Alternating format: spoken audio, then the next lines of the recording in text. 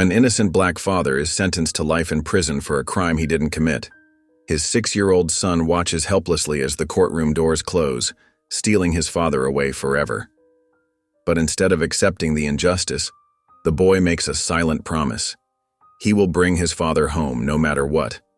As the years pass, his relentless fight for justice shakes the entire legal system, exposing corruption, buried secrets, and a shocking truth no one saw coming.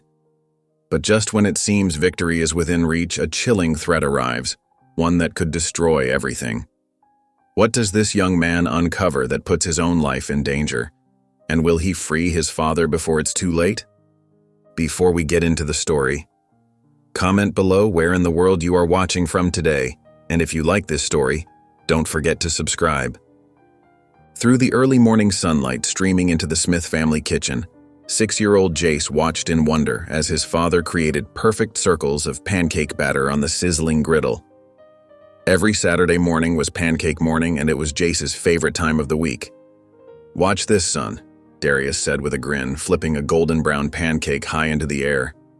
The pancake spun 3 times before landing perfectly back on the griddle. "That's what I call skill."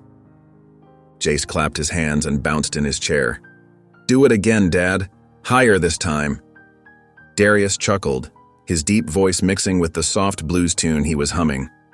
He wore his favorite weekend outfit, a worn Duke University t-shirt and comfortable jeans. The morning sun caught the silver sprinkled through his short black hair, making it shimmer. Now," he said, wagging the spatula playfully at Jace. "We don't want breakfast on the ceiling. Your mom would never let me hear the end of it."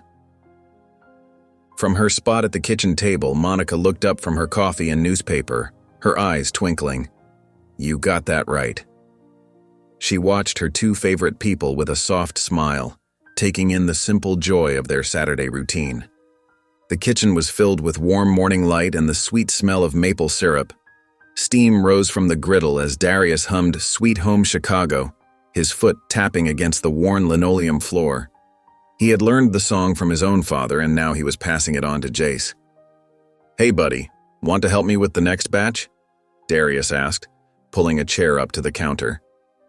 Jace scrambled onto it, careful to keep his distance from the hot griddle just like his father had taught him. Darius guided Jace's small hand as they poured the batter together, creating a perfect circle. "Look, Mom, I'm helping," Jace called out proudly. "I see that, baby. Those are going to be the best pancakes ever," Monica replied, her voice warm with affection. As they sat down to eat, Darius stacked 3 perfectly golden pancakes on Jace's plate, making sure to add extra chocolate chips, their special Saturday secret. Jace dove in immediately, maple syrup dripping down his chin. "Slow down there, champion," Darius laughed, handing him a napkin. "The pancakes aren't going anywhere." Between bites, Darius mentioned his plans for the day. "I need to run to the store later. We're out of milk, and I promised to pick up some things for next week's science lesson." Monica looked up from her plate, her fork pausing midway. "Oh, be careful out there. Mrs. Elwood had her purse stolen last night. The police are looking around the neighborhood for suspects." "Mrs. Elwood? The lady with all the bird feeders?" Darius shook his head. "That's a shame. Hope they catch whoever did it." "Yeah, but you know how it goes around here," Monica said with a slight frown. "Just another crime in the neighborhood." They finished breakfast and Jace helped clear the table, standing on his tiptoes to place his plate in the sink. The morning passed quietly, with Jace playing with his action figures while his parents cleaned up the kitchen. Later that afternoon, Darius headed out for his errands. "I won't be long," he called back to Monica. "Just need to grab a few things from the corner store." Jace was playing with his soccer ball in the front yard, occasionally glancing up to wave at his father as he walked down the street. The spring air was warm, and neighbors were out tending to their gardens or chatting on their porches. The peaceful afternoon shattered with the sudden wail of police sirens. A patrol car screeched to a halt beside Darius, its tires throwing up gravel. 2 officers jumped out, guns drawn. "Hands where we can see them," one officer shouted. Darius slowly raised his hands, confusion clear on his face. "Officers, what?" Before he could finish, Officer Grant, a stocky white cop with cold eyes, grabbed Darius and slammed him against the police car. The force knocked the breath from Darius's lungs. "You thought you could get away with it, huh?" Grant growled, roughly handcuffing Darius. "Assaulting a white woman in her own home? What?" "There must be some mistake," Darius protested, his voice strained. "I'm a teacher at—" "Shut up." Grant twisted the handcuffs tighter, making Darius wince. Neighbors began emerging from their homes, gathering on their lawns to watch. Some pulled out their phones to record, while others whispered among themselves. Mrs. Johnson from across the street covered her mouth in shock, while Mr. Rodriguez from next door started to step forward but stopped, helpless. Jace stood frozen, his soccer ball forgotten at his feet. His young mind couldn't process what was happening to his father, his daddy, who made pancakes and told jokes and taught him blues songs. Terror gripped his small body as he watched Officer Grant roughly shove his father into the back of the police car. "Dad!" Jace's voice cracked as he finally found the strength to move. He ran toward the house, his sneakers pounding against the sidewalk. "Mom! Mom! They're taking Dad!" Monica was in the kitchen when she heard Jace's screams. She dropped the dish she was washing, not even noticing as it shattered on the floor. She ran to the front door, her heart pounding. By the time she reached the street, the police car was already pulling away, its sirens silent now. She caught a glimpse of Darius through the back window, his face a mask of confusion and fear. Jace crashed into her legs, sobbing. Monica wrapped her arms around him, pulling him close. She could feel him trembling against her. "It's a mistake," she whispered into his hair, trying to keep her voice steady despite the fear threatening to choke her. "We'll fix it." But as she held her crying son and watched the police car disappear around the corner, a cold dread settled in her stomach. She knew their world had just changed forever, and the weight of that knowledge pressed down on her like a physical thing. The afternoon sun still shone brightly, but the warmth of their perfect morning had vanished, replaced by a chill that seemed to seep into their very bones. The pancakes, the laughter, the simple joy of their Saturday routine. It all felt like a distant dream now, fading faster with each passing second. The courthouse loomed over Monica and Jace like a stone giant. Its cold marble steps seemed to stretch endlessly upward as they climbed toward the entrance, their footsteps echoing in the early morning quiet. Monica's high heels clicked against the stone, while Jace's dress shoes, newly bought for the trial, squeaked with every step. Inside courtroom 3B, Monica sat with perfect posture, her navy blue dress smoothed carefully over her knees. Her hand gripped Jace's smaller one, their matching brown skin stark against the pale wooden bench. She had dressed him in his Sunday best, a light blue button-down shirt and dark slacks that already showed wrinkles from the long morning. Across the aisle, 12 white faces filled the jury box. They ranged from middle-aged to elderly, but their expressions shared the same distant, almost bored look. None of them met Monica's eyes when she scanned their faces, searching for any sign of sympathy. Darius sat at the defense table, his orange jumpsuit bright against the dark wood furniture. Despite a week in jail, he held himself straight, his shoulders back, his chin up. But Monica could see the shadows under his eyes, the slight tremor in his hands as he shuffled the papers in front of him. The defense lawyer, a young public defender named Mr. Thompson, spread his documents across the table with nervous energy. His suit was wrinkled, and his tie hung slightly crooked. When Judge Harrison entered, a tall white man with steel gray hair, Thompson stood quickly, almost knocking over his water glass.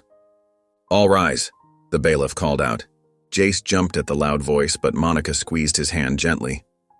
As they stood, she whispered, "Remember what I told you about being brave?" Jace nodded, his eyes fixed on his father's back. "Like Dad," he whispered back. The trial began with the prosecution's opening statement. The district attorney, Ms. Peters, strode confidently before the jury. Her heels clicked sharply against the floor as she laid out their case. "Ladies and gentlemen of the jury," she began, her voice carrying easily through the courtroom. "This is a simple case. Mr. Smith attacked Mrs. Elwood in her home, attempted to steal her belongings, and fled when she screamed. We have an eyewitness who saw him running from the scene." Monica felt her stomach twist as she watched the jury members nodding along. When Mr. Thompson stood for his opening statement, Judge Harrison barely looked up from his notes. The young lawyer's voice shook slightly as he began. "The prosecution's case rests entirely on one witness," Thompson said, "with no physical evidence linking my client to this crime. Mr. Smith is a respected teacher, a family man." "Stick to the relevant facts, counselor," Judge Harrison interrupted, his tone dismissive. The prosecution's star witness was Mrs. Gardner, an elderly white woman who lived 2 streets over from the crime scene. She took the stand wearing a floral dress and pearl necklace, her silver hair perfectly styled. "I was walking my dog that evening," she testified, her voice quavering but clear. "I saw a black man running away from the direction of Mrs. Elwood's house.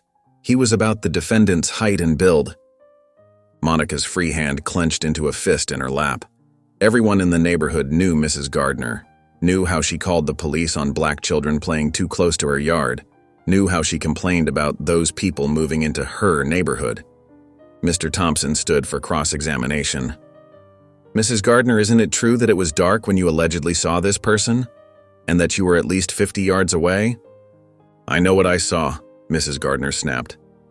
"And isn't it true that you've made numerous complaints about black residents in your neighborhood?" "Objection," Ms. Peters called out. "Relevance?" "Sustained," Judge Harrison said immediately. "Move on, Mr. Thompson." As the defense presented their case, Monica watched hope slip away with each passing hour. Thompson showed that no DNA evidence linked Darius to the crime scene. No fingerprints matched. No surveillance cameras had captured the incident or the supposed escape route. But the jury's faces remained impassive. Some stifled yawns. One older man kept checking his watch. Jace shifted in his seat, his 6-year-old body struggling to stay still. He didn't understand most of the legal terms, but he understood enough to know his father was in trouble. His eyes never left Darius, studying every movement, every expression. When Darius finally took the stand, he spoke clearly and calmly about being home that evening, making dinner with his family. He described his work as a teacher, his community involvement, his perfect record. "Your Honor," Darius said, leaning forward, "I need to explain." "You will answer only the questions asked," Judge Harrison cut him off sharply. Monica saw Darius's jaw clench, saw the flash of frustration in his eyes before he forced his expression back to neutral. The trial moved at a breakneck pace after that, as if everyone was following a script they'd already rehearsed. The jury left to deliberate just before lunch. They returned less than 3 hours later. Monica's heart pounded so hard she could barely breathe. Jace pressed against her side, his small body tense. Darius sat perfectly still, staring straight ahead. "In the matter of the state versus Darius Smith," the jury foreman read, "on the charge of assault and attempted robbery, we find the defendant guilty." The word fell like a hammer in the quiet courtroom. Monica gasped, her hand flying to her mouth. The sound seemed to echo off the high ceiling, bouncing back to mock her. Jace didn't make a sound. He just stared at his father, waiting for him to stand up, to walk over and take his hand, to lead them home like he always did. But instead, 2 guards stepped forward, taking positions on either side of Darius. As they grabbed his arms, Darius turned to face his family. His eyes locked with Jace's, and in that moment, all his careful calm cracked. Love and fear and determination filled his face as he called out, "Never stop fighting for the truth." The guards pulled him toward the side door. Jace watched, frozen, as his father disappeared behind the heavy wooden doors. The sound of them closing seemed to echo forever in the suddenly empty courtroom. Hours later, Monica's fingers trembled as she shuffled through another stack of legal papers at the kitchen table. The overhead light flickered, casting shadows across the mounting bills marked "Final Notice" in angry red letters. Her coffee had gone cold hours ago, forgotten among the scattered documents that seemed to mock her with their legal jargon and astronomical figures. The refrigerator hummed in the background, its nearly empty shelves a constant reminder of their dwindling resources. She'd been picking up extra shifts at work, but between the legal fees and basic necessities, money disappeared faster than she could earn it. Jace's footsteps padded softly across the linoleum floor. He stood in his Superman pajamas, clutching the stuffed bear Darius had given him last Christmas.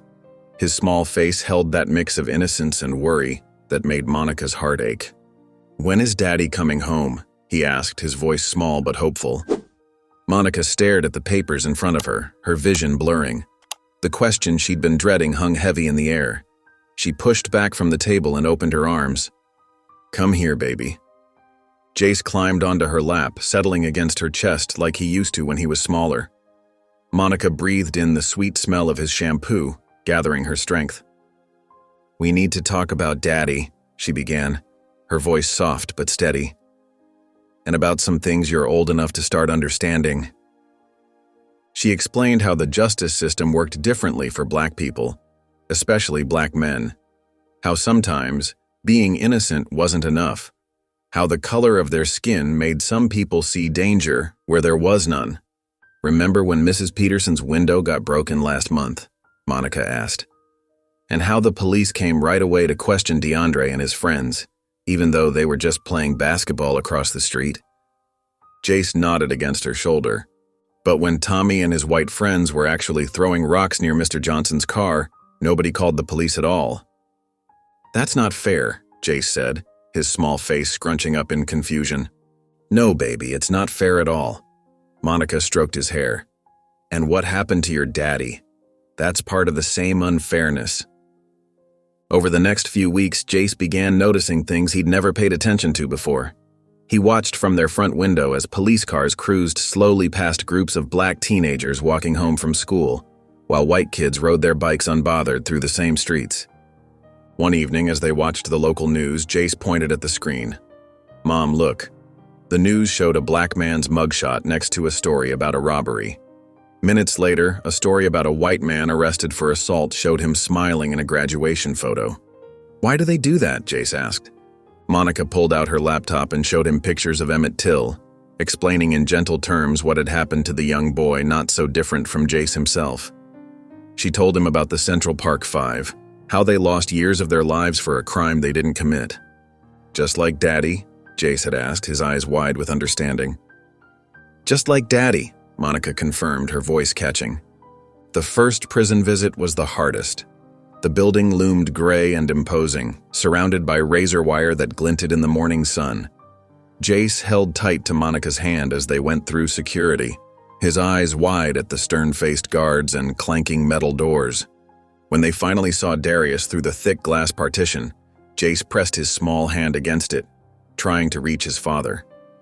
Darius pressed his hand against the other side, matching his son's fingers. His orange jumpsuit seemed too bright under the harsh fluorescent lights. They visited every chance they could after that. Sometimes Darius would help Jace with his homework through the glass. Other times, they'd play tic-tac-toe on the phone's foggy partition. But always, there was that barrier between them, that reminder of their separation. On Jace's 7th birthday, Monica brought him to the prison again. She'd gotten permission for a special visit, though it still had to be through the glass. She'd brought a cupcake for Jace, and they pretended there was one for Darius too on the other side. After they sang happy birthday quietly into the phones, Jace looked at his father with serious eyes. "When are you coming home?" Darius's face changed, pain flickering across his features before he could hide it. He glanced at Monica, then back at his son. "I don't know," he admitted softly. "But I need you to be strong, okay?" Jace watched his father's face carefully.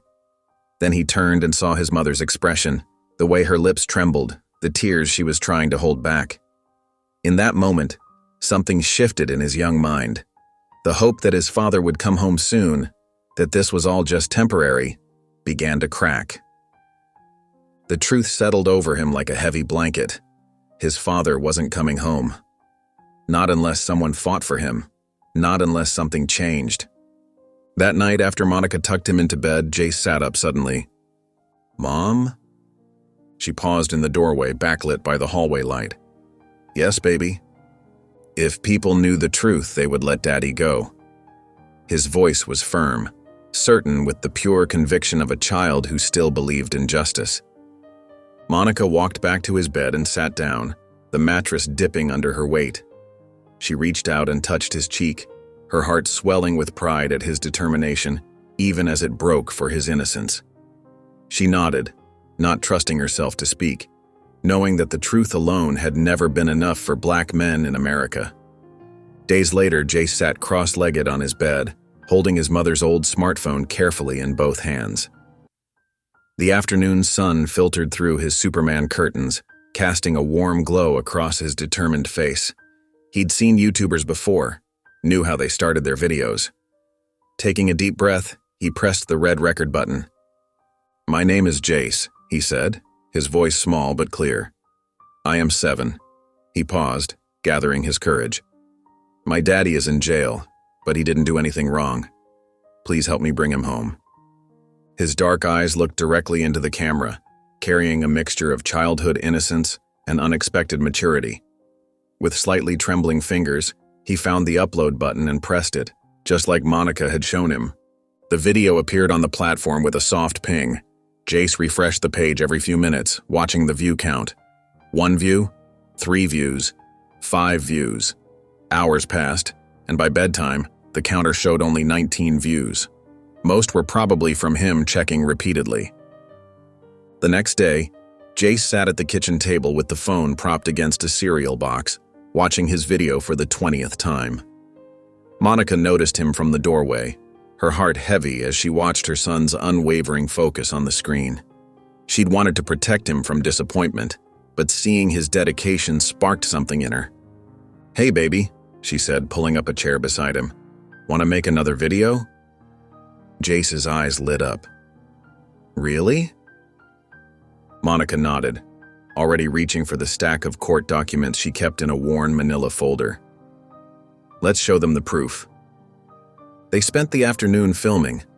Monica sat beside Jace, holding up papers and explaining them in simple terms that both viewers and Jace could understand.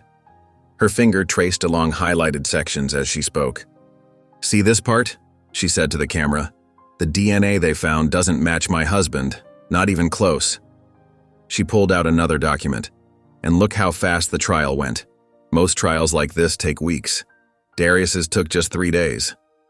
Jace leaned into the frame. "That's not fair, right?" "No, baby, it's not." Monica pulled out more papers. "And this judge, he sent more black men to prison than any other judge in the county. Almost all of them got longer sentences than white men who did the same things. They made more videos after that. Sometimes Jace filmed alone, telling stories about pancake Saturdays and how his dad taught him to ride a bike. Other times, he interviewed Monica about the case, asking questions that grew more sophisticated with each video. "Can you explain reasonable doubt?" he asked in one video, carefully pronouncing the words he'd learned from their research. "What does circumstantial evidence mean?" he questioned in another. With each new video, Jace's confidence grew. He learned to look directly at the camera, to speak clearly and with purpose. When he stumbled over words, he'd take a deep breath and start again. He watched other activists online, studying how they explained complicated things in ways that made sense. The view counts remained low, 20 here, 30 there, but Jace kept posting. He filmed himself reading letters from his father, showing drawings he'd made during prison visits, explaining how the justice system worked through the eyes of a 7-year-old who'd seen its flaws firsthand.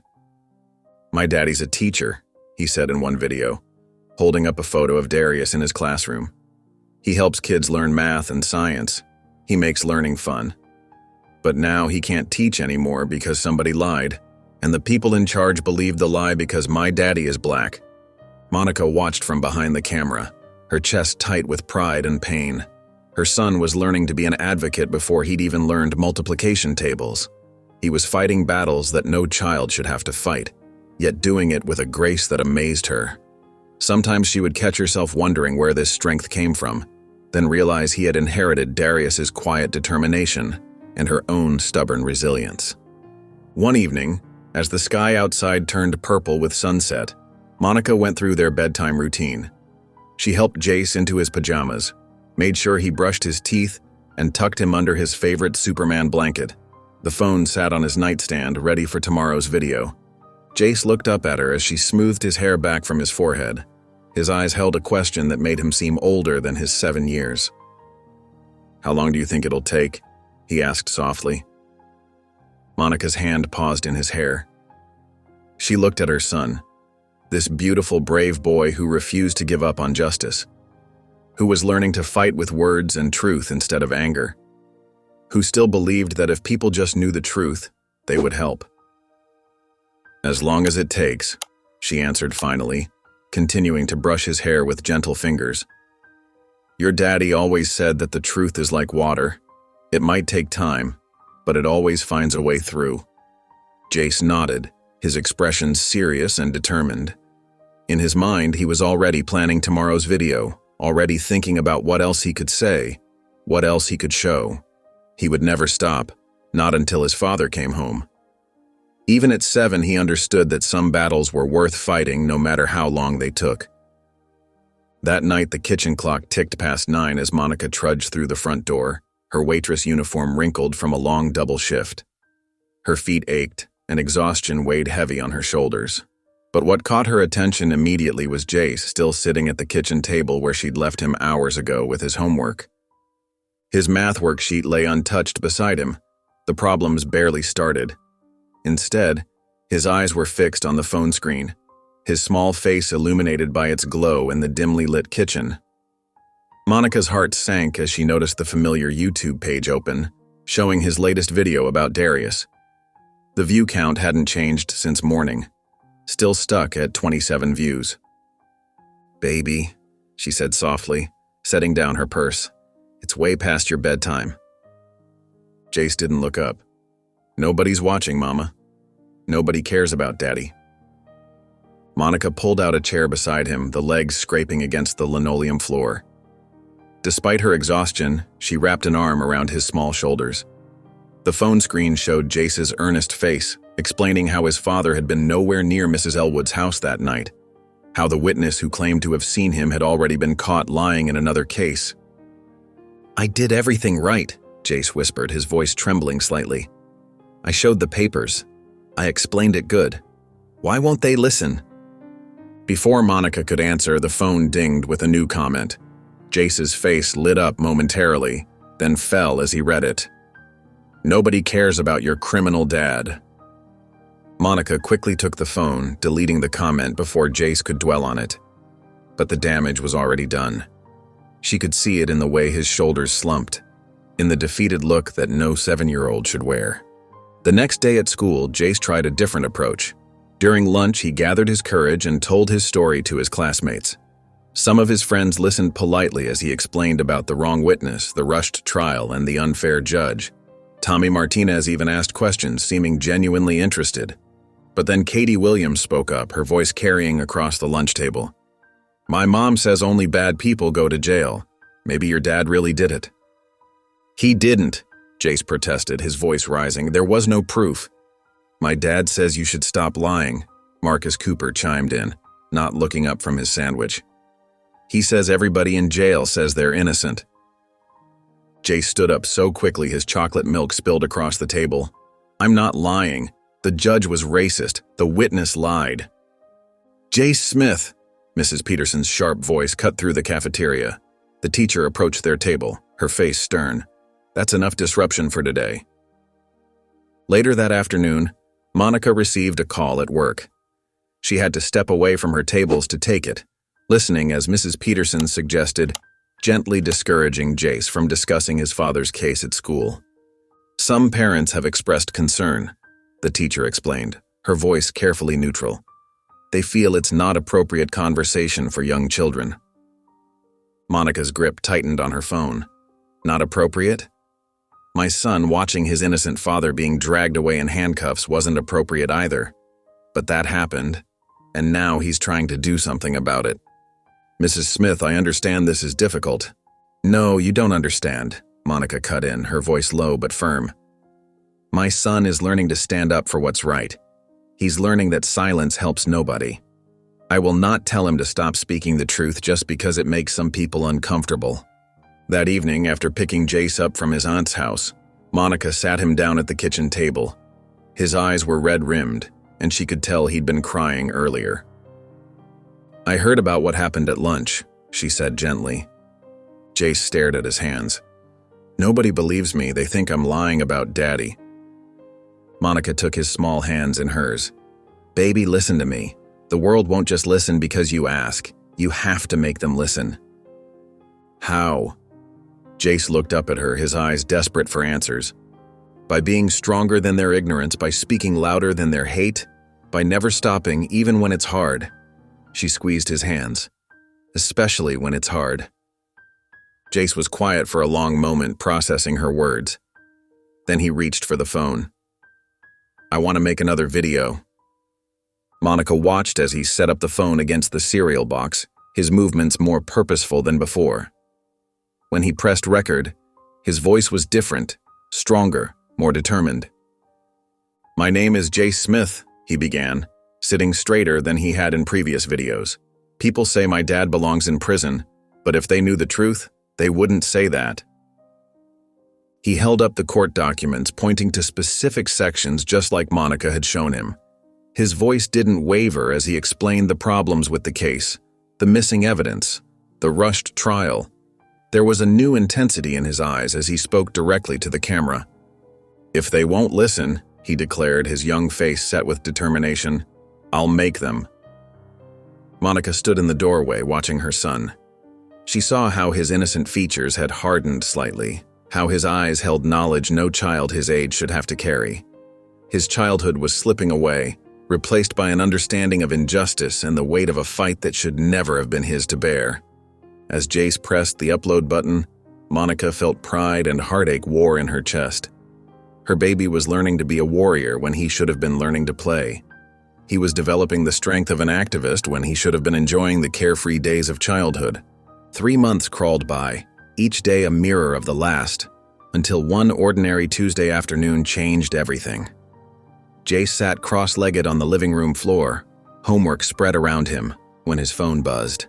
He almost ignored it, thinking it was just another mean comment, but something made him look. His eyes widened. The video counter showed 1,000 views. Mama! He called out, scrambling to his feet. Mama, come look! Monica hurried in from the kitchen, still wearing her work uniform. What is it, baby? People are watching. Jace thrust the phone toward her, bouncing on his toes. Look how many! Before Monica could respond, another notification popped up. A message from someone named Marcus Washington, representing the Birmingham Justice Coalition. They wanted to help share Jace's story. Monica took the phone, reading the message carefully while Jace fidgeted beside her. The group claimed to have experience with wrongful conviction cases. They offered to connect the Smiths with legal resources and media contacts. Can we talk to them? Jace asked, hope lighting up his face. Maybe they can help Daddy. Let me check them out first, Monica said, already pulling up their website on her phone. She wouldn't let anyone take advantage of her son's passion, or their pain. The next week, Monica sat in a small office downtown, across from Marcus Washington and his team. The walls were covered with newspaper clippings about civil rights cases they'd worked on. Awards and certificates hung beside photos of freed inmates reuniting with their families. Mrs. Smith, Marcus said, his voice gentle but firm, your son's video caught our attention because it highlights exactly what's wrong with our justice system. We've reviewed the basic facts of your husband's case, and there are clear constitutional violations.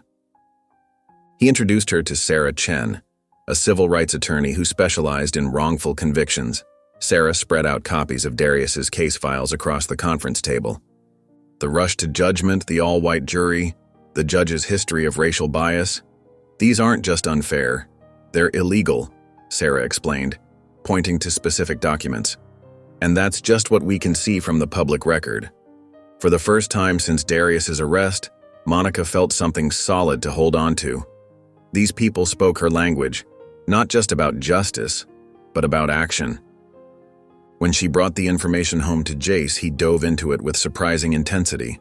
He started keeping a notebook, writing down legal terms he didn't understand so he could look them up later. Words like appellate court and prosecutorial misconduct became part of his vocabulary. See this part? He'd say to Monica, pointing to highlighted sections of court transcripts. The judge wouldn't let Daddy's lawyer talk about the other suspects. That's called excluding evidence. It's not allowed. But as Jace's understanding of the case grew, so did the resistance at school. Mrs. Peterson, who had already expressed concerns about his disruptive discussions, began marking his assignments differently. Essays that once earned A's now came back with C's, covered in red ink about staying on topic and appropriate subject matter. Mr. Roberts, his science teacher, pulled him aside after class one day. "Jace, you're a bright boy," he said, his voice carrying that particular tone adults used when they thought they knew better. "But these grown-up problems, they're distracting you from your education." Jace looked straight at him, his young face serious. "My education is learning how to fix what's wrong. That's more important than anything else right now." At home, Jace threw himself into improving his videos. Monica found him one evening, surrounded by papers and using her old laptop to edit footage. He'd learned to scan documents, highlighting important sections, and overlay them while he explained their significance. "See?" he'd point out in his latest video showing the police report. "They never found the purse. They never found any evidence. The only person who said they saw anything was Mrs. Harrison, and look at this." He pulled up another document. She told different stories to 3 different officers. How come nobody talked about that in court? People started noticing. Comments began appearing under his videos, not just mean ones anymore, but thoughtful questions. Legal professionals offered insights. Other families shared similar stories. "The witness's testimony contradicts the physical evidence," one comment read. "This case should never have gone to trial." "I'm a retired judge," another person wrote. "The handling of this case shows clear judicial misconduct. Keep speaking up, young man." The view counts grew. 2,000, then 5,000, then more. Each new viewer meant another person learning about Darius's story, another chance at justice. One evening, Jace and Monica sat together on their worn couch, watching the numbers climb on his latest video. The living room was quiet, except for the soft hum of the ceiling fan and the occasional ding of new notifications. "Look," Jace whispered, pointing to a comment from a law student. "I'm writing a paper about wrongful convictions. Your father's case is a perfect example of everything wrong with the system. People need to know about this." Monica pulled her son close, feeling his heart beating strong and steady against her side. The view counter ticked up again, 7,243 and climbing. Each number represented a person who now knew about Darius who might question the system that took him away. For the first time since that terrible day in the courtroom, hope didn't feel like a fantasy. It felt real, solid, like something they could actually hold on to. The truth was finally starting to make noise, and people were beginning to listen. The next day, Jace walked into school with a spring in his step, his backpack bouncing against his shoulders. The morning sun streamed through the hallway windows, catching the dust motes floating in the air. His latest video had reached over 5,000 views last night. More people than he could even imagine were learning about his father's case. But something felt different today. As he made his way to his locker, the usual morning chatter died down. Heads turned, eyes followed him. Whispers trailed in his wake like invisible threads. "That's him," someone muttered. "My mom says he's causing trouble," another voice hissed. Jace tried to ignore them, focusing on working his locker combination. His fingers trembled slightly as he turned the dial. 12-24-36. The numbers that usually came so easily seemed to blur before his eyes. Tommy Jenkins, a boy who usually sat next to him at lunch, walked past without saying hello. When Jace called out to him, Tommy quickened his pace, head down, as if he hadn't heard. In first period math, Mrs. Peterson handed back their weekly tests. She dropped Jace's paper on his desk without meeting his eyes. A large red C- blazed across the top. Even though Jace knew he'd gotten most of the answers right, he'd double-checked them with Monica the night before. During morning break, the principal's voice crackled over the intercom. "Monica Smith, please report to the main office." Jace's stomach clenched. He knew that tone. It was the same one adults used when they were about to tell you something was wrong, but wanted to pretend everything was fine. 20 minutes later, Monica strode into Principal Warner's office, still wearing her hospital scrubs from her morning shift. Her face was calm, but Jace recognized the tight set of her jaw, the same expression she wore when reading rejection letters from appeals courts. Principal Warner sat behind his massive desk, his hands folded in front of him. A woman Jace didn't recognize perched in one of the visitor chairs, her pearl necklace gleaming under the fluorescent lights. "Mrs. Smith," Principal Warner began, his voice carrying that false warmth that made Jace's skin crawl. "We need to discuss your son's extracurricular activities." "You mean his videos about his wrongfully imprisoned father?" Monica's voice was steel wrapped in silk. The woman with the pearls shifted uncomfortably. "Mrs. Smith, I'm Karen Whitfield from the school board. We've received complaints about Jace's videos being inappropriate and misleading. They're causing disruption in our school community." "Disruption?" Monica's eyebrow arched. "You mean they're making people uncomfortable with the truth?" Principal Warner cleared his throat. "Mrs. Smith, we're concerned about the impact on other students. Some parents feel their children shouldn't be exposed to such controversial topics." "My son is telling the truth," Monica said, each word precise and measured. "If that's disruptive, then maybe the problem isn't him." The meeting ended shortly after, but its effects rippled through Jace's day like stones thrown in a pond. By lunch, the whispers had grown louder. The empty seats around his usual table spoke volumes. "Hey, Smith!" a voice called out as he picked at his sandwich. "My dad says your dad's a thug who got what he deserved." Jace's hands clenched into fists under the table. He forced them to relax, remembering what Monica had taught him about not giving them what they wanted. But the taunts continued. Between classes, someone shoulder-checked him in the hallway. "Better watch out," the boy sneered. "Maybe you'll end up in jail too." Jace spun around, anger flaring. "My father is innocent. The evidence proves it." "Mr. Smith," Mrs. Peterson's sharp voice cut through the tension. "That kind of aggressive behavior is unacceptable. Detention, after school." "But I didn't—" Jace started to protest. "Now, Mr. Smith." The detention slip felt like a brand in his hand, bright pink against his dark skin. He sat in the empty classroom after school, watching the clock tick away minutes he could have spent working on his next video. When he finally got home and checked his phone, his heart dropped. A new account had appeared on social media. Jace Smith Lies. The profile picture was a twisted version of his video thumbnail, with red X's drawn across his face. The posts made his stomach churn. "Truth about Darius Smith. DNA evidence proves his guilt," one claimed. "Stop believing this kid's lies. His father is where he belongs." It was all lies. Jace knew the case files by heart now. There had never been any DNA evidence, but the account already had followers. People were sharing the posts, adding their own cruel comments. Jace's hands shook as he scrolled through the feed. He'd faced doubters before, dealt with mean comments and dismissive adults. But this was different.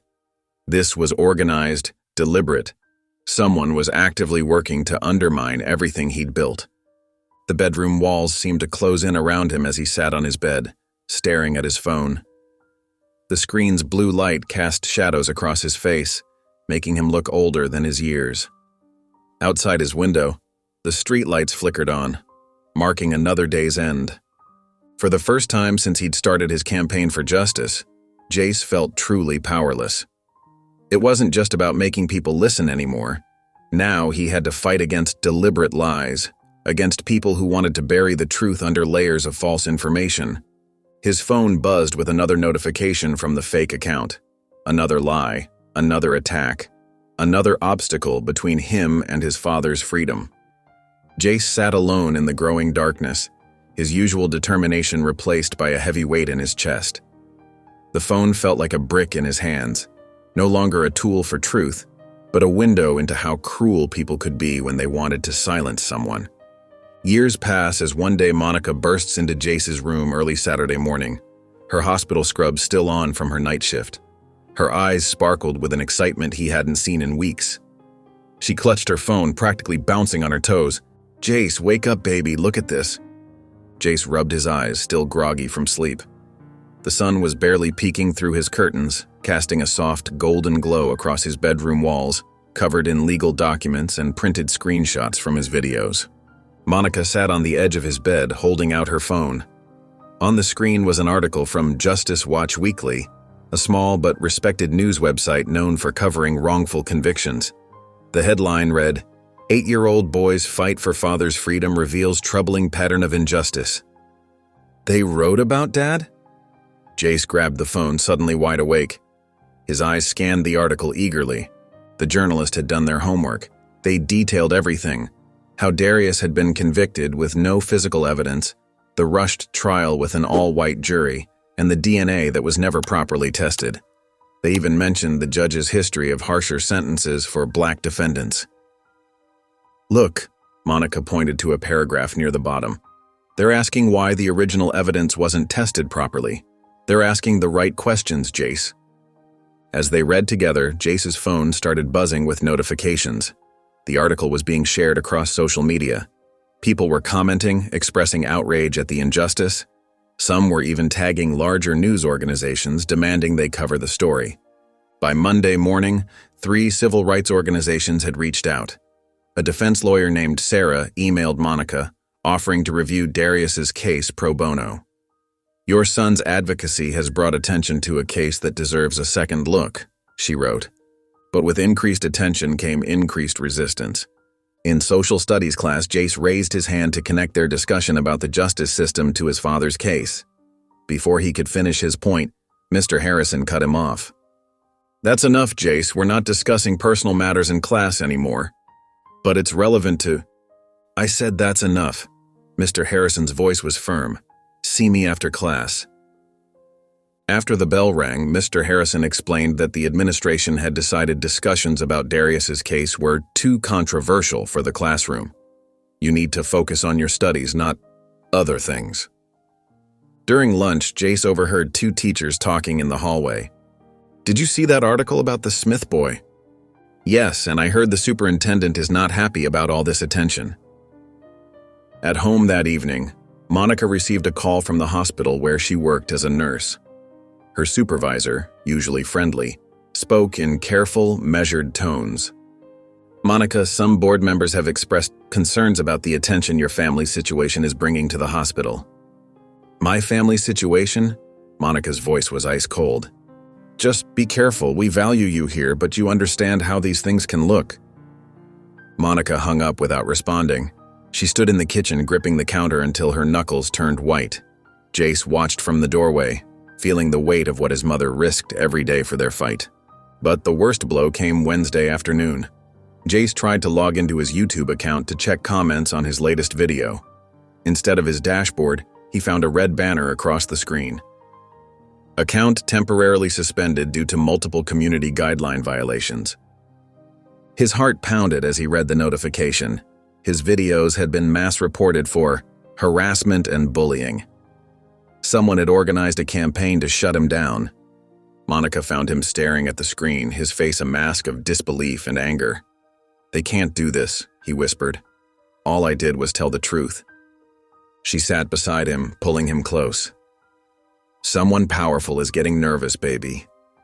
They're trying to silence you because you're getting too close to the truth." Jace thought about all the evidence he'd gathered, all the connections he'd made.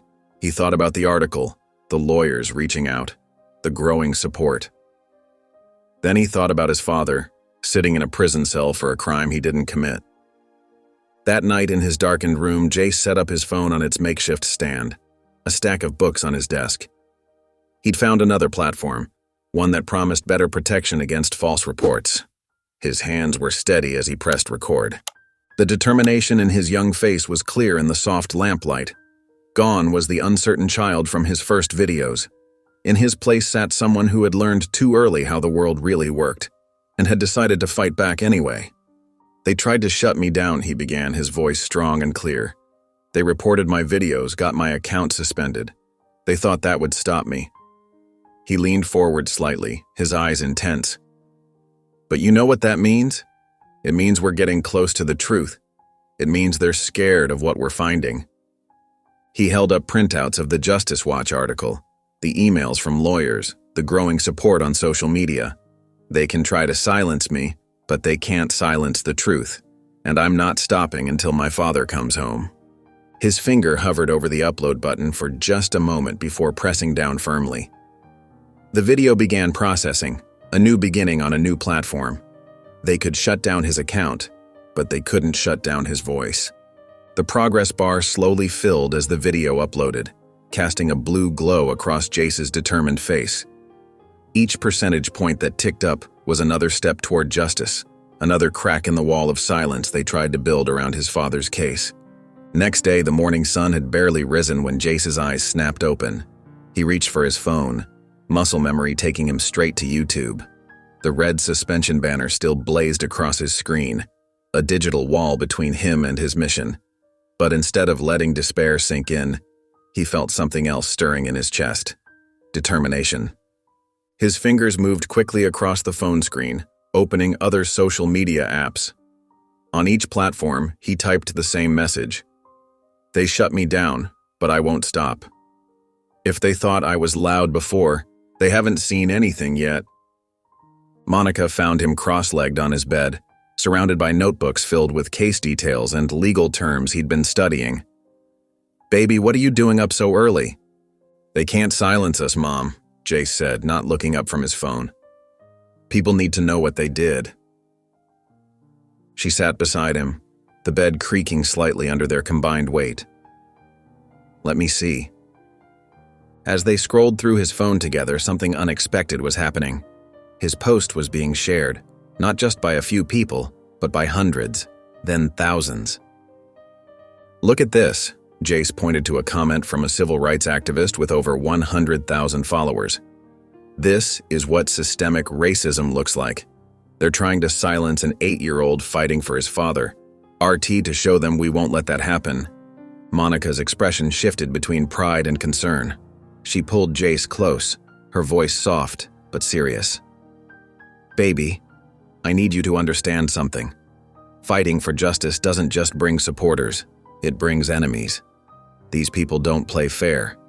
They will try to ruin us before they admit they're wrong."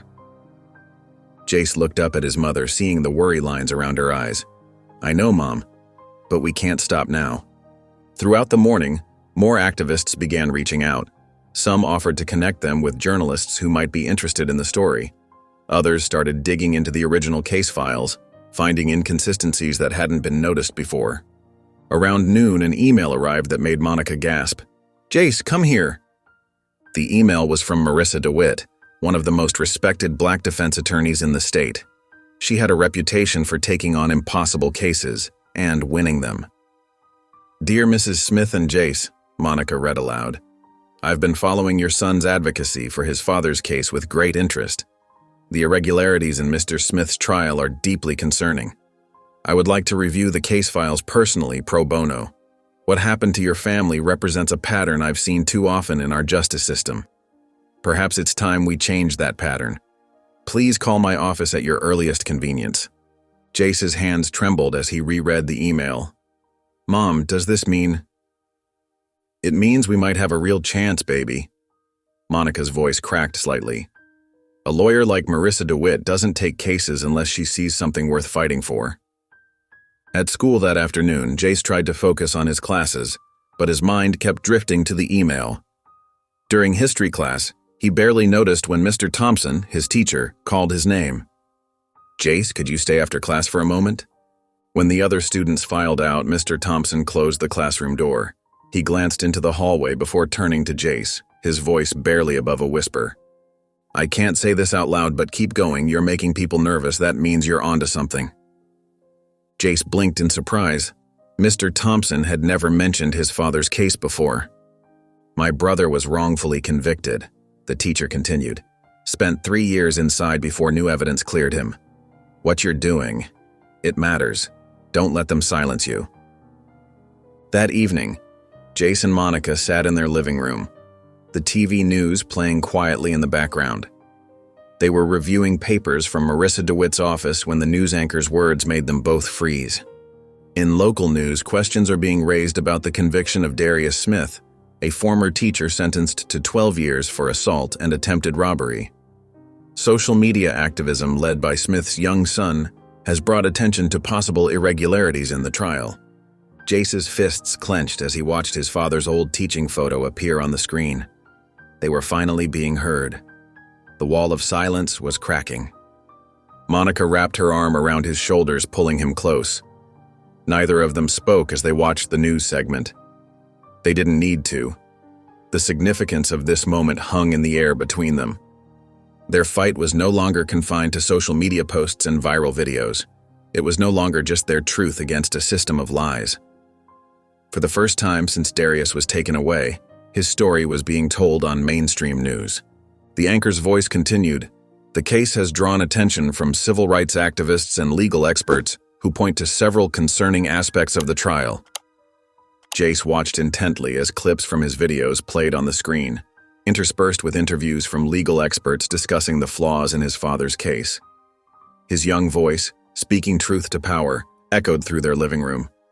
Monica squeezed his shoulder gently. Their quiet moment was interrupted by Jace's phone buzzing with notifications. More people were sharing his story. More voices were joining their call for justice. The news segment ended, but Jace and Monica remained on the couch, the weight of this breakthrough settling over them. Their private fight had just become public. Their whispers had become shouts. And finally, people were listening. The soft glow of Jace's phone screen illuminated his face as he scrolled through comments on his latest video. Support messages poured in from across the country, each one adding fuel to his determination. But then his finger froze over a private message that made his heart skip a beat. "Shut up, kid, or you'll end up just like your dad." The words seemed to pulse on the screen, dark and menacing. Jace's hands started trembling as he called out, "Mom!" Monica rushed in from the kitchen, still wearing her work uniform. When she saw the message, her face hardened. She immediately grabbed her phone and dialed 911, her voice tight with controlled anger as she reported the threat. 20 minutes later, 2 police officers stood in their living room, looking bored as Monica showed them the message on Jace's phone. The younger officer barely glanced at it before shrugging. "Ma'am, it's probably just an internet troll," he said, his tone dismissive. "These things happen all the time online. Just block them and move on." The older officer nodded in agreement. "We can file a report if you insist, but honestly, there's not much we can do about anonymous online comments." Monica's jaw clenched. "My son is being threatened for speaking up about his wrongfully imprisoned father, and you're telling me to just ignore it?" "Look," the younger officer sighed. "If something actually happens, call us back. But right now, this is just words on a screen." After they left, Jace sat at the kitchen table, staring at his phone. He knew this wasn't just some random troll. This was different. A direct threat meant to silence him. The message felt too personal, too specific. Meanwhile, across town in her downtown office, Marissa DeWitt was burning the midnight oil, surrounded by stacks of case files. Her desk lamp cast long shadows across documents spread out before her. She'd been reviewing Darius's case for weeks, and something hadn't felt right about the witness testimony. Then she found it. Her hand trembled slightly as she picked up her phone to call Monica. "Are you sitting down?" she asked when Monica answered. "I found something. The key witness in Darius's trial, Judith Pierce. She was paid off by the police to testify." Monica's sharp intake of breath crackled through the phone. "What?" "I found bank records," Marissa continued, her voice intense. 3 days before she testified, a payment of $5,000 was deposited into her account from a shell company. I traced it back to Officer Grant, the same cop who arrested Darius. "Can we use this?" Monica's voice shook with hope and anger.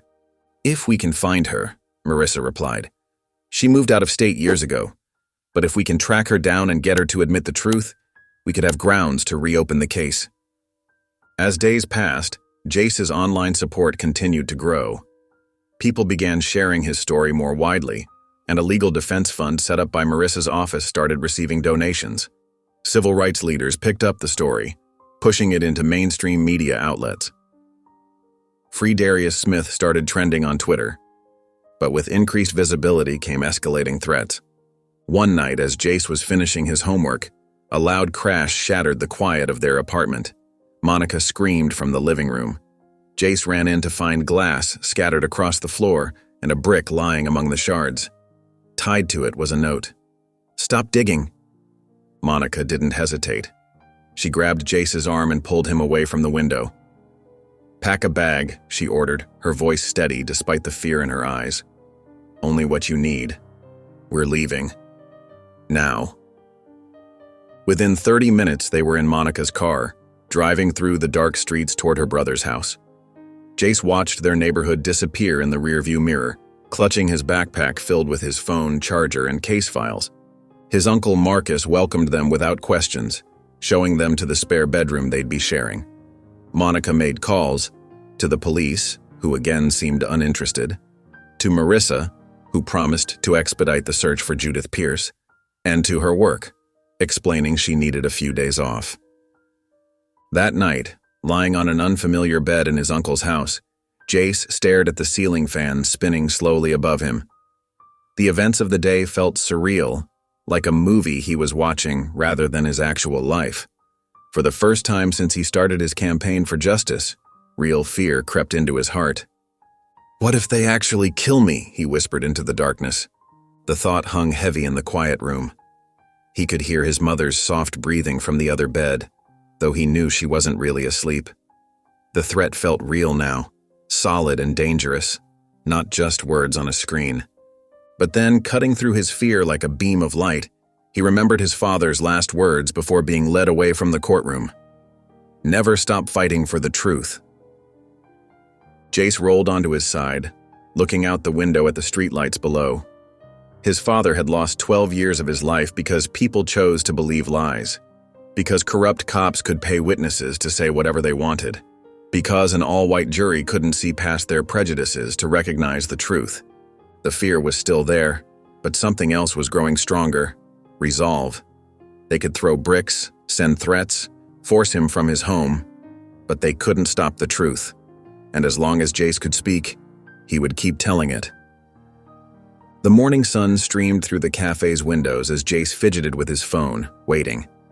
His mother sat beside him, her hand resting protectively on his shoulder. They'd chosen a small coffee shop far from their neighborhood, somewhere they hoped would be safe from prying eyes and unwanted attention. Monica's face remained composed, but her fingers tapped a nervous rhythm against her coffee cup. The bell above the door chimed, and a tall man in a pressed shirt and tie walked in, carrying a leather messenger bag. Zion Caldwell had the confident stride of someone used to commanding attention, but his eyes were kind as he approached their table. He scanned the room briefly before focusing on them. "Jace Smith," he said, extending his hand. "I've been following your story for months. Your dedication is remarkable." Jace stood up, trying to match Zion's professional demeanor as they shook hands. The journalist's grip was firm, reassuring.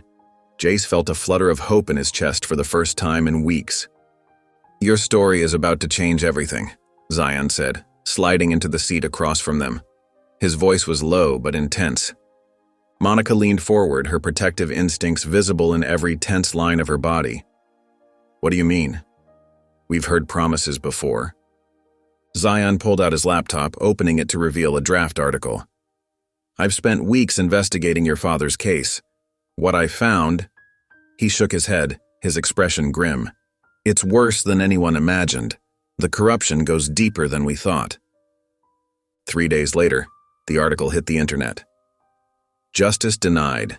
The systematic railroading of Darius Smith spread across social media like wildfire. Zion's investigation laid bare every ugly detail, meticulously documented with sources and evidence that couldn't be dismissed.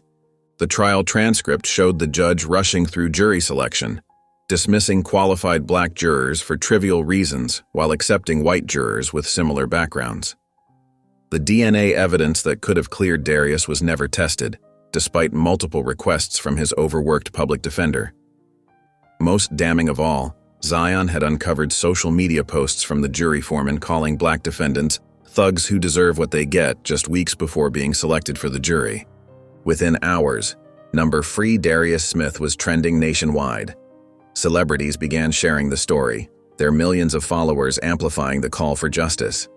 Civil rights leaders organized protests outside the governor's mansion, demanding immediate action.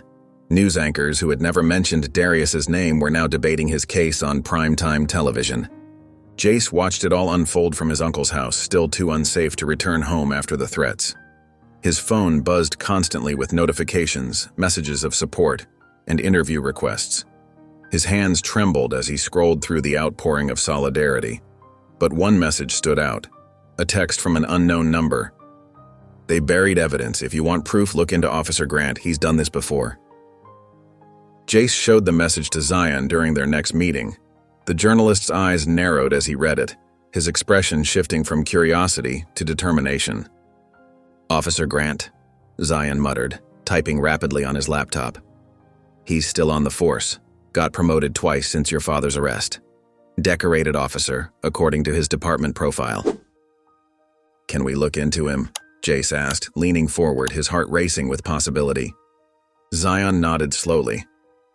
"I have sources in the department. Let me make some calls. This could be the breakthrough we need." What they uncovered over the next week made Darius's case look like just the tip of the iceberg. Through careful investigation and help from anonymous sources inside the department, they found sealed case files that painted a disturbing pattern. Officer Grant had faced multiple misconduct complaints for fabricating evidence, particularly in cases involving black suspects. Each complaint had been quietly buried, marked unfounded without investigation. In one case, dashboard camera footage that could have proven misconduct mysteriously disappeared from evidence storage. In another, a witness who filed a complaint suddenly withdrew it, after what records vaguely described as further discussion with officers. "This is bigger than your father's case," Zion explained as they reviewed the files spread across his desk. "Grant's been doing this for years, and the department's been covering it up. They've been protecting him at the expense of innocent people." Jace didn't hesitate. His fingers flew across his keyboard as he started uploading everything they found: redacted complaint files, internal memos, statistics showing Grant's disproportionate arrest rate of black men. He added context, explaining each document in terms his followers could understand, translating legal jargon into clear, powerful statements about justice denied. The response was explosive beyond anything they had imagined.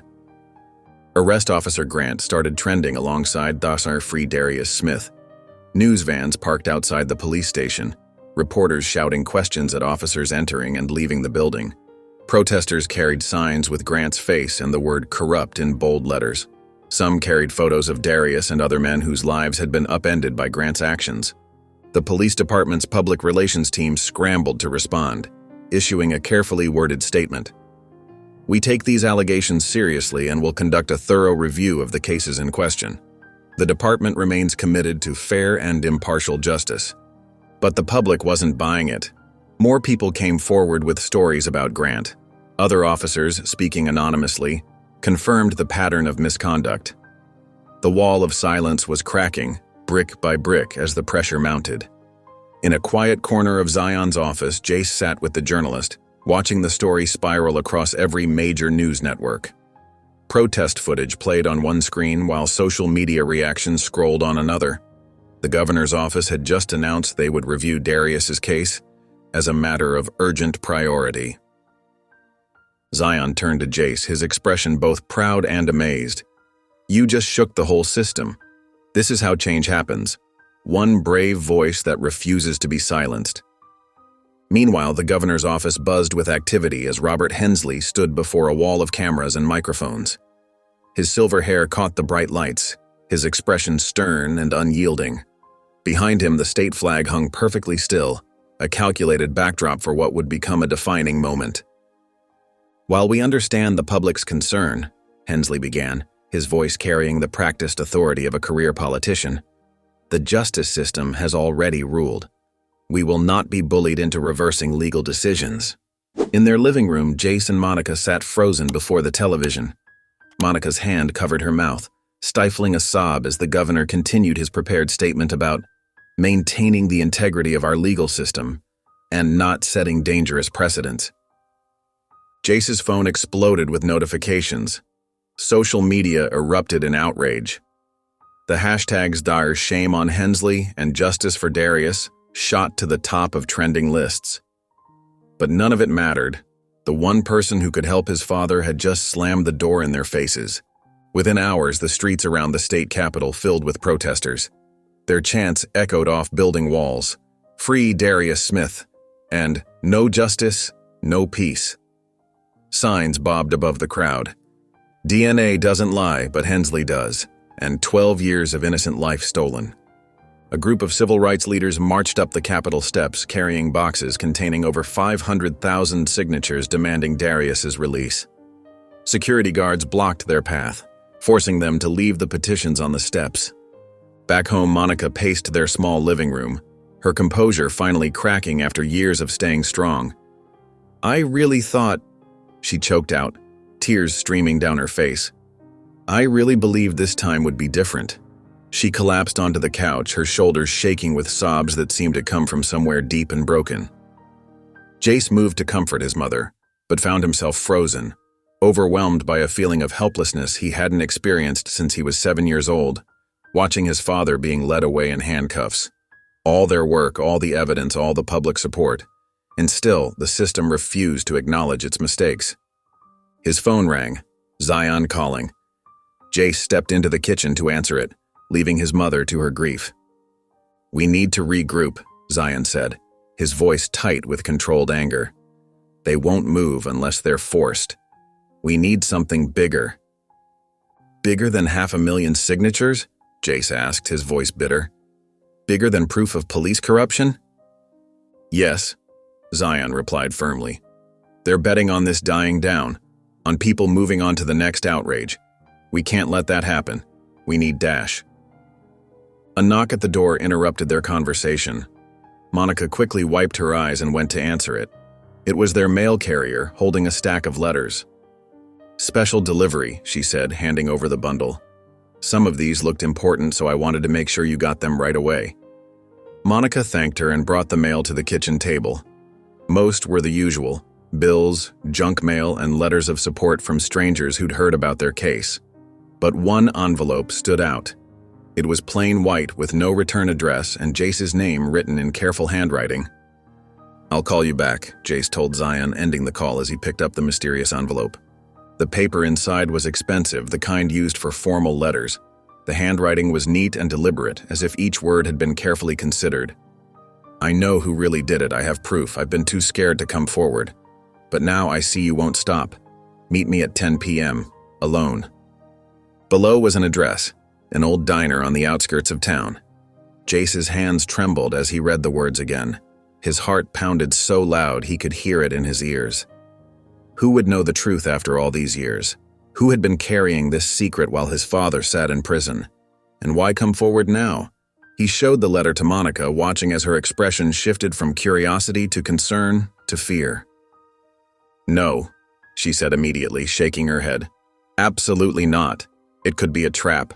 After everything that's happened, the threats, the brick through our window, I'm not letting you go meet some stranger alone at night." "But Mom," Jace protested, "what if they really know something? What if this is our chance?" "Or what if it's someone trying to hurt you?" Monica countered, her voice rising with emotion. "What if they want to silence you permanently?" Jace stared at the letter again, studying every curve of the handwriting as if it might reveal the writer's identity. The paper felt heavy in his hands, weighted with possibility and danger in equal measure. His phone buzzed, another news alert about the governor's statement. Another reminder that the system was determined to keep his father behind bars, no matter how much evidence they presented. The letter seemed to pulse with potential in his hands. Someone out there knew the truth. Someone had been watching, carrying this knowledge, perhaps wrestling with their conscience all these years. And now, seeing Jace's relentless fight for justice, they were finally ready to speak. But could he trust them? The threat of a trap loomed large, especially after the escalating attempts to silence him. Yet the possibility that this might be genuine, that this mysterious writer might hold the key to his father's freedom, was almost too powerful to resist. Jace sat at the kitchen table, the letter before him as the afternoon sun cast long shadows across the room. In a few hours, it would be dark. In a few hours, he would have to decide, take the risk and possibly uncover the truth that could free his father, or play it safe and potentially miss their best chance at justice. The letter stared back at him, its simple words holding the weight of years of struggle, hope, and fear. Who had written these words, and could he trust them with his life? Days later. The letter trembled in Jace's hands as he sat cross-legged on his bed, reading the words for what felt like the 100th time. The afternoon sun cast long shadows through his window, and each passing minute brought him closer to the mysterious meeting time. I know who really did it, I have proof. The words seemed to pulse on the page, each one heavy with possibility. His heart raced at the thought that someone out there might hold the key to his father's freedom. But his mother's words echoed in his mind too, sharp with fear and warning. Absolutely not, Monica had declared earlier, her voice tight with worry. She stood in his doorway, arms crossed, looking more frightened than he'd seen her in years. Jace, this could be a setup. People want you gone. They've already thrown bricks through our window. What do you think they might do if they get you alone? But Mom, Jace protested, holding up the letter. What if this person really knows something? What if they have proof that could free Dad? Monica's face softened slightly, but her resolve didn't waver. Baby, I can't lose you too. I won't. But Jace couldn't let it go. After his mother left for her evening shift at work, he pulled out his phone and called Zion Caldwell. The journalist answered on the second ring. Jace? What's wrong? Jace explained about the letter, reading it word for word. The line went quiet for a moment. Send me a picture of it, Zion said finally. I want to see the handwriting. After examining the letter, Zion spoke carefully. This doesn't look like a typical threat. The handwriting is steady, deliberate, like someone took their time. But your mother's right. Meeting alone would be stupid. So what do we do? Jace asked, his voice barely above a whisper. We go together, Zion decided. I'll park nearby, keep watch. If anything seems off, I'll be there in seconds. And I'm calling in a favor, having a friend from the paper stationed across the street with a camera. Whatever happens, we'll have it documented. Jace felt his shoulders relax slightly. Mom can't know.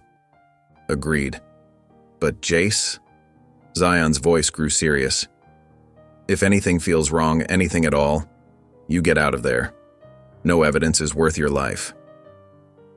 At 9:45 p.m., Jace stood in the old parking lot at the edge of town. Broken streetlights cast patches of darkness between pools of sickly yellow light.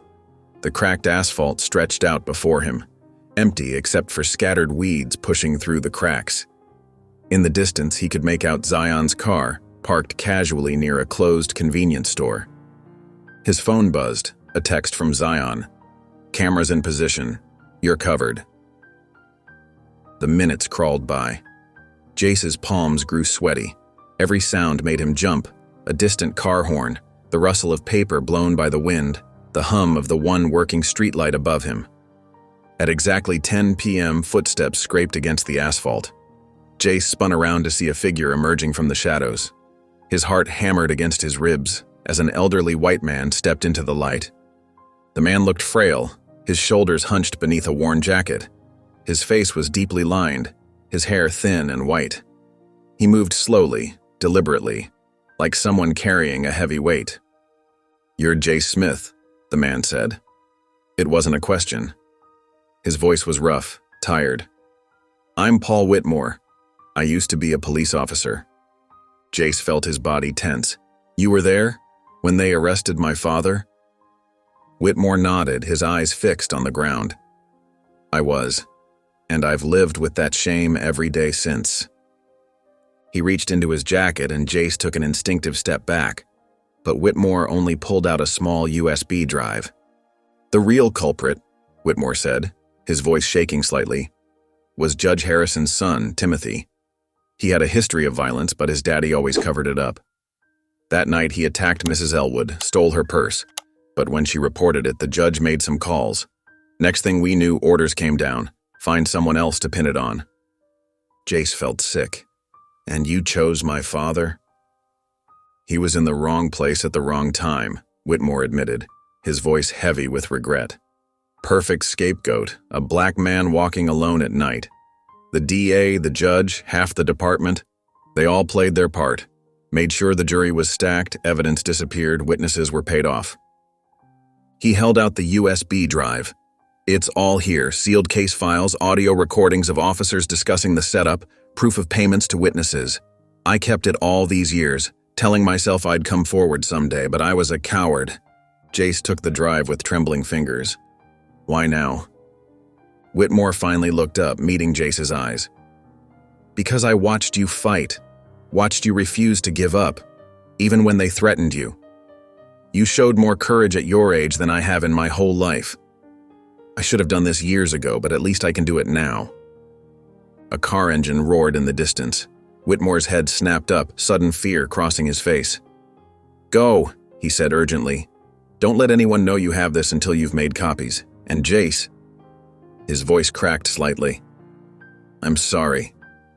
For everything. Jace hurried back to Zion's car, his heart pounding. As they pulled away from the parking lot, the sound of sirens pierced the night. A police car screamed past them, heading toward the lot they'd just left. That's not good, Zion muttered, accelerating slightly. They were barely 2 blocks away when Zion's police scanner crackled to life. Shots fired, possible suicide, male victim in vehicle. Jace's blood ran cold. He knew with horrible certainty that Paul Whitmore would never leave that parking lot alive. The USB drive felt impossibly heavy in his pocket. Someone knew he had it. Someone had been watching. And they had made sure Whitmore would never testify about what he knew. That's night.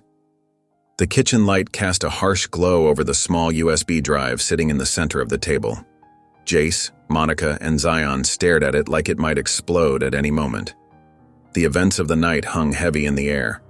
Paul Whitmore's confession, his sudden death, and the weight of what this tiny device might contain.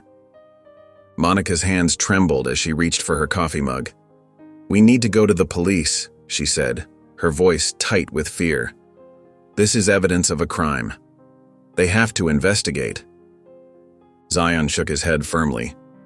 If we do that, they'll bury it just like before. Think about it. Whitmore was dead within an hour of giving us this. They're watching. The moment we walk into a police station, that drive disappears, and maybe we do too. Jace sat between them, his young face set with determination. Zion's right, Mom. We can't trust them, not after what they did to Dad. Monica closed her eyes, fighting back tears. Then what do we do? Zion pulled out his laptop. We look at what's on it first, make copies, then we figure out how to use it. The laptop hummed to life.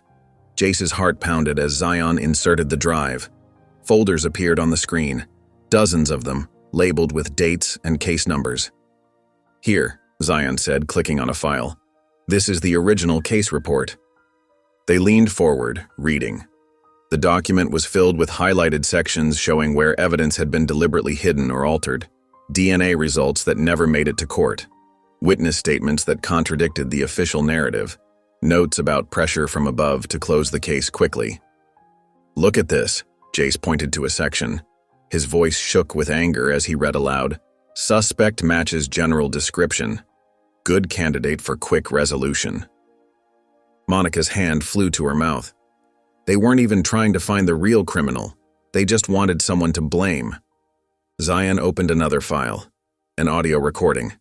The quality was poor, but the voices were clear enough. Officers laughing, joking about how they'd found an easy target in Darius. Perfect timing, too, one voice said. Judge needed this wrapped up fast. The real suspect's name was redacted from most documents, but there were enough clues, references to a protected individual, and mentions of political considerations. My contact at the courthouse can help unseal these files, Zion said, already typing on his phone. Get us the complete versions without the redactions. Jace sat back, his mind racing. We have everything we need now. Proof of the setup, proof they knew Dad was innocent, proof they covered it up, but what? Monica asked.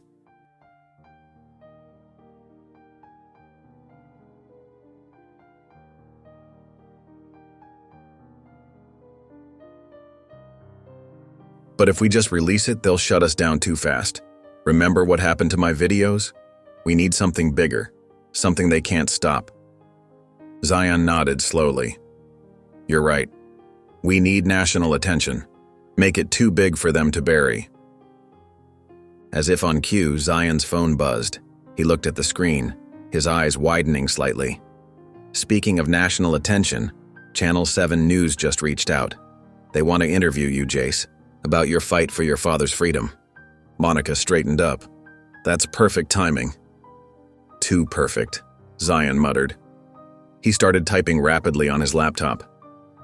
Let me check something. Yeah, their interest spiked right after Whitmore's death. Someone's watching us. A chill ran through the room. Monica stood up suddenly, walking to the window. She pulled back the curtain slightly, then let it fall. There's a black car parked across the street. I've never seen it before. They all went still. When Monica looked again a few minutes later, the car was gone. Jace turned back to the laptop, his jaw set. Then we don't wait, we do it now. Jace. Monica started, but he was already pulling up his video editing software. Mom, they're watching us, which means they're scared. They know what we have. If we wait, they'll find a way to stop us. For the next hour, they worked together. Zion helped Jace compile the evidence into clear, undeniable proof. Monica suggested ways to explain the legal terms so everyone could understand them. They made copies of everything, sending them to secure locations. Finally, Jace sat in front of his camera. The familiar red light blinked on. He took a deep breath, remembering all the videos that had led to this moment. All the times he'd been ignored, silenced, threatened. But this time was different. This time he had proof. His voice was steady as he pressed record. The words came naturally now, born from years of fighting for justice. They tried to bury the truth, he began, his young face filled with determination. But now we have proof, and we're taking it public. Monica watched her son, tears in her eyes. Zion nodded encouragingly, and Jace, with one final breath, pressed upload. The video began to process. In it, Jace would systematically expose every lie, every cover-up, every piece of corruption that had stolen his father's freedom. The evidence was undeniable. The truth was finally coming out. They sat in silence, watching the progress bar slowly fill. Outside, somewhere in the darkness, they knew eyes were watching. But it was too late to stop them now. The truth was about to break free. The next day, the morning sun had barely risen when Jace's phone started buzzing nonstop. He blinked awake, confused by the constant notifications. When he grabbed his phone, his eyes widened.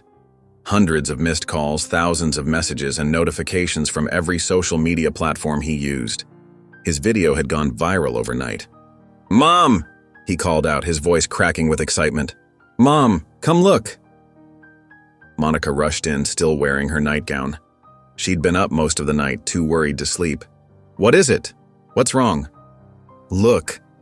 Jace thrust the phone toward her. "The video. It's everywhere."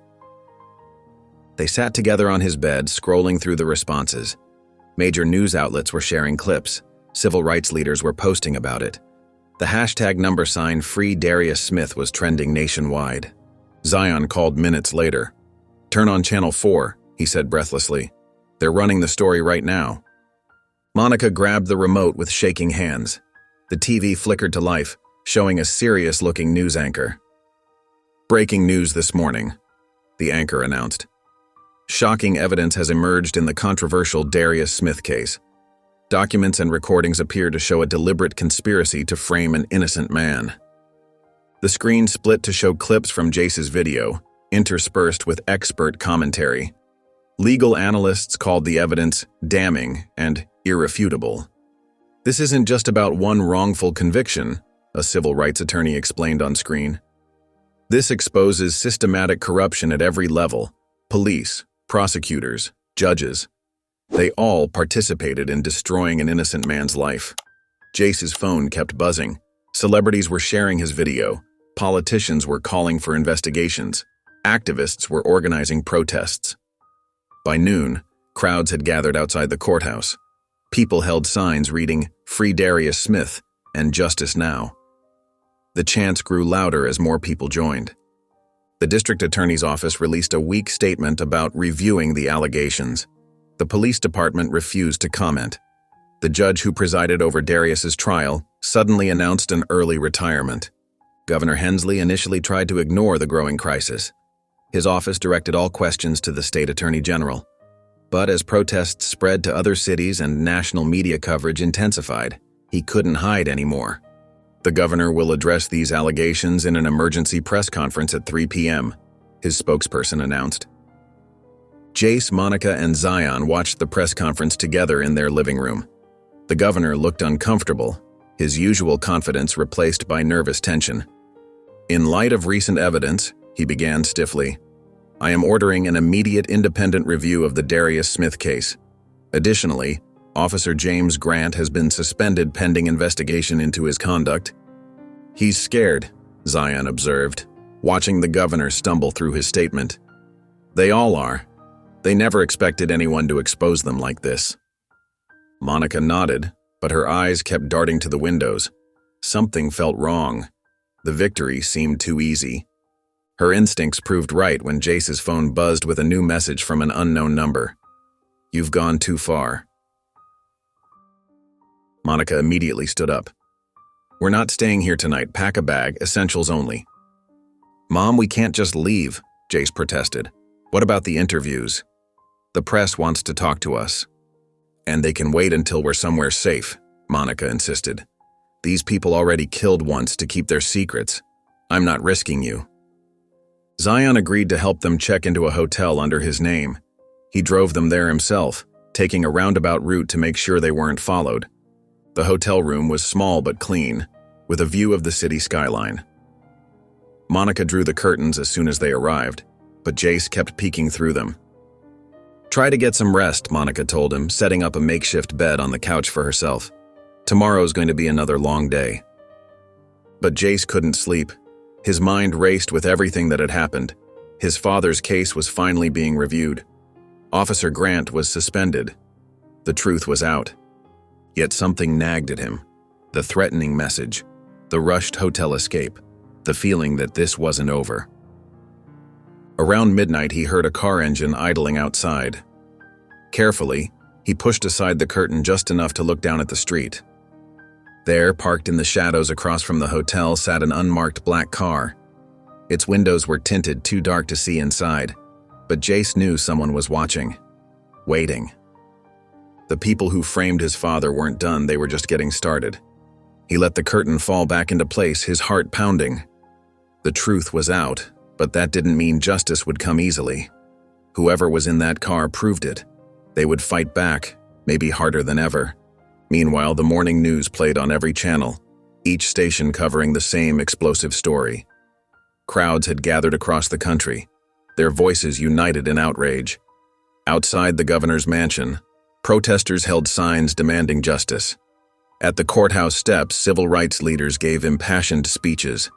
Even at the state prison where Darius Smith had spent 12 long years, people assembled in solidarity, their chants echoing off the concrete walls, rising and falling like waves against the institution that had wrongfully held him. Monica and Jace watched it all unfold from their hotel room, still wary of the black car that lurked outside. The pressure on the system was unprecedented. Social media buzzed with constant updates, each new revelation adding fuel to the fire. Hashtags trended worldwide and celebrities were weighing in, calling for immediate action. Then, just after lunch, Zion burst through their hotel room door, out of breath and clutching his phone, his eyes wide with excitement. You need to see this, he gasped, turning up the volume with fumbling fingers. Daniel Hensley just went live. The screen showed a young white man in his early 30s, sitting in what looked like an expensive office. His hands trembled slightly as he adjusted his tie. The caption beneath him read, "Breaking, Judge Hensley's son speaks out." His face was pale, his eyes darting nervously. Monica grabbed Jace's hand, squeezing it tight enough to hurt. They watched in stunned silence as Daniel Hensley began to speak. "I need to confess something," he said, his voice shaking like autumn leaves. 12 years ago, I committed a crime, and an innocent man went to prison for it." The interviewer leaned forward, her expression intense. "You're talking about the Darius Smith case?" Daniel nodded, sweat visible on his forehead, glistening under the studio lights. "I was drunk that night, really drunk. I remember stumbling around the neighborhood, angry about something stupid. He paused, swallowing hard. I blacked out. When I woke up, she was on the ground. Jace felt his mother's grip tighten, her nails digging into his palm. On screen, Daniel continued, his words coming out in painful bursts. I panicked. Called my dad. Within an hour, the police were there, but not to arrest me. His voice cracked. They said they'd take care of everything. They said no one would believe a black man over me anyway. The interviewer pressed further, her voice steady but urgent. And your father, Judge Robert Hensley, he orchestrated the cover-up? Yes. Daniel's answer came out barely above a whisper, but it crashed through the room like thunder. Him, the police, the DA, they all worked together. They found Darius Smith walking nearby and... He couldn't finish the sentence, his eyes filling with tears. The hotel room felt electric, charged with disbelief and vindication. Zion was already on his phone, watching the public reaction explode in real time, his fingers scrolling frantically. Monica had tears streaming down her face, silent rivers of relief. Jace sat perfectly still, processing every word, every admission that confirmed what they had known all along. The confession triggered an immediate earthquake through the justice system. Within hours, Judge Robert Hensley announced his resignation, effective immediately. The district attorney was fired by the State Oversight Committee. The police department found itself under federal investigation, with several officers placed on immediate administrative leave, their badges and guns surrendered. Crowds outside the governor's mansion grew larger, more insistent. The chants changed from demands for justice to celebrations of truth revealed. News helicopters circled overhead, capturing the historic moment as people from all walks of life joined together. Then, at exactly 4:37 p.m., Monica's phone rang. The caller ID showed their lawyer's number. She answered with shaking hands, putting it on speaker, her breath caught in her throat. The judge just signed the order, their lawyer announced, her voice thick with emotion. Darius Smith's conviction has been overturned. All charges dismissed. He's coming home. Monica collapsed onto the hotel bed, sobbing uncontrollably, years of pain breaking free. Zion pumped his fist in the air, letting out a whoop of triumph.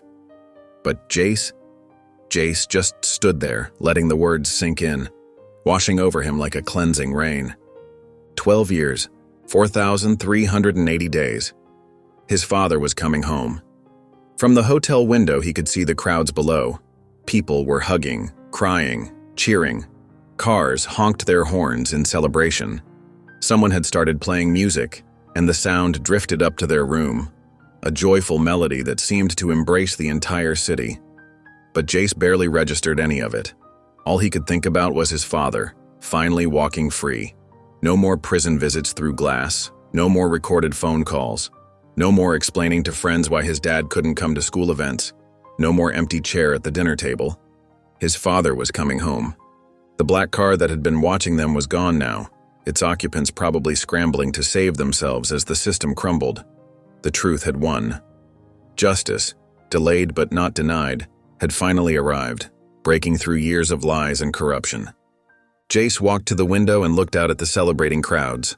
Signs that once demanded free Darius Smith now proclaimed, justice served, and truth prevails.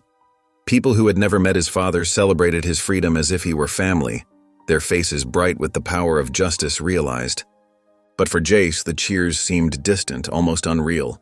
Because after 12 years of fighting, after all the videos and threats and fear, after nights spent wondering if this day would ever come, only one thing mattered.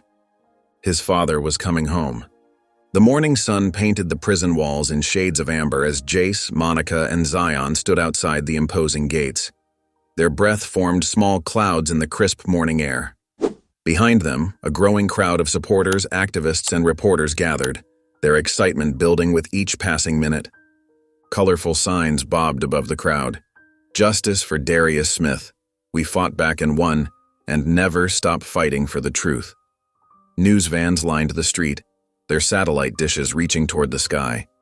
Camera crews jostled for position, their lenses trained on the prison entrance. Jace's hands trembled slightly as he stood between his mother and Zion. 12 years had passed since he'd last seen his father as a free man. The memory of their last pancake breakfast together felt like a dream from another life. Now, at 18, he was almost as tall as his father had been. Would Darius even recognize him? Monica squeezed his shoulder, sensing his anxiety. She looked different too, older, with streaks of gray in her hair that hadn't been there 12 years ago. But her eyes held the same strength that had carried them through all those years of fighting. Zion checked his watch, then his phone. "Any minute now," he said softly, his journalist's composure barely containing his own excitement. He had become more than just a reporter to them. He was family now, bound by their shared battle for justice. The crowd behind them grew restless with anticipation. Some began singing civil rights songs, their voices carrying across the prison yard. Others shared stories of their own fights against injustice, inspired by Jace's unwavering determination. A metallic clang echoed across the yard. The heavy prison doors began to open. Jace's heart pounded so hard he could hear it in his ears. The world seemed to slow down as a figure appeared in the doorway. Darius Smith stepped into the morning light, carrying a small box of belongings. 12 years of life reduced to whatever could fit in a cardboard container. He looked different. His once dark hair was now peppered with gray. His face had grown thinner, marked by years of prison food and stress. His shoulders carried the weight of lost time, but his eyes, those warm, intelligent eyes that used to light up during their pancake breakfasts, they were exactly the same. For a long moment, father and son just stared at each other. The crowd fell silent, witnessing this sacred reunion. Time had stolen so much from them. The little boy who used to run around the kitchen while his father flipped pancakes was gone, replaced by a young man who had moved mountains to bring his father home. Darius set down his box and knelt, just as he used to when Jace was small enough to look him in the eye that way. His voice, thick with emotion, carried clearly in the morning air. "You never stopped fighting for me." Something broke inside Jace. All the strength that had carried him through years of activism, all the determination that had helped him face down threats and intimidation, melted away.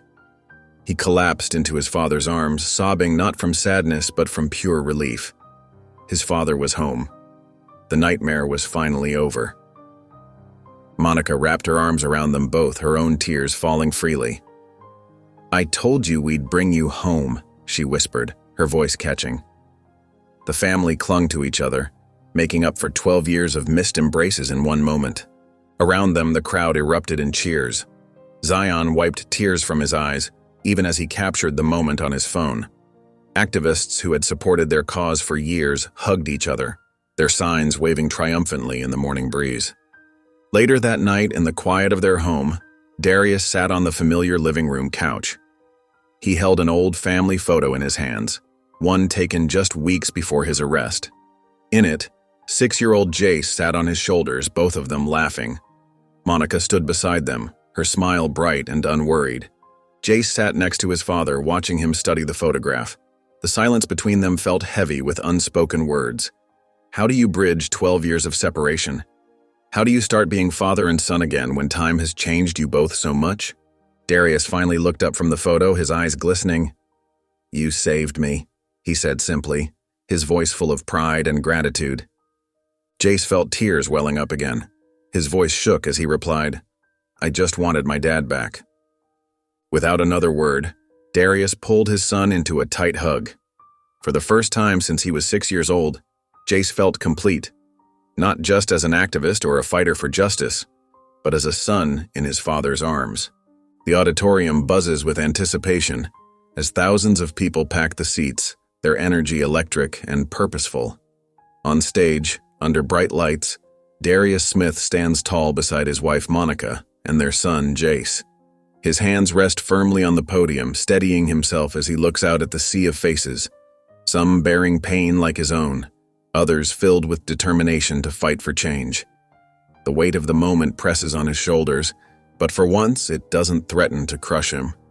The massive screen behind them displays photos of men still imprisoned, their stories untold, their families still waiting.